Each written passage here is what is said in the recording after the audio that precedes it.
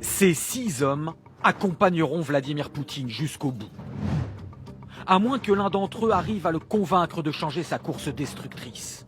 Voici les enjeux de pouvoir de qui peut influencer Poutine.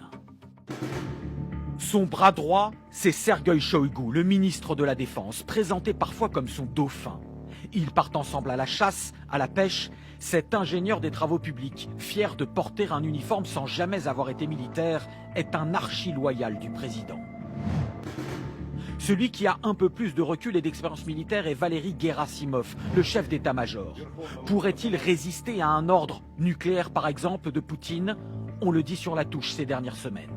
C'est un système dans lequel Poutine est le parrain de la mafia. Tout le monde se soumet à son autorité. Ils ont tous peur de lui. Personne n'ose exprimer son opinion. Durant toutes ces années, il s'est débarrassé de toutes les personnes qui pouvaient s'opposer à lui. C'est pour cela que l'offensive russe en Ukraine va continuer. Exemple avec Sergueï Naryshkin, patron des services de renseignements extérieurs, ancien camarade de promotion au KGB.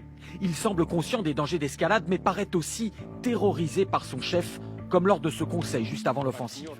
Vous allez soutenir ou vous soutenez? Soyez direct, Sergueï. Je soutiens la proposition. Dites-le alors. Très bien, asseyez-vous, merci. Celui qui, dit-on, a le plus d'influence, c'est Nikolai Patrouchev, le secrétaire du Conseil de sécurité.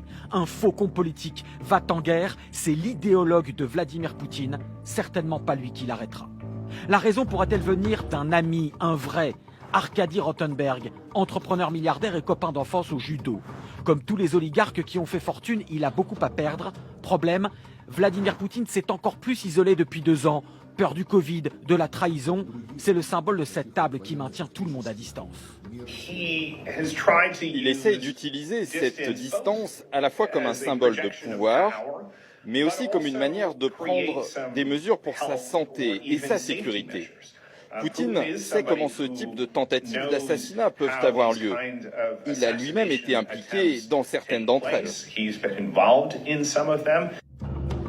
C'est pour cela qu'il a son assurance personnelle, Viktor Zolotov, chef de la garde nationale, son ancien garde du corps, une garde prétorienne de 300 000 hommes destinée à protéger Vladimir Poutine, si même l'armée venait à se retourner contre lui.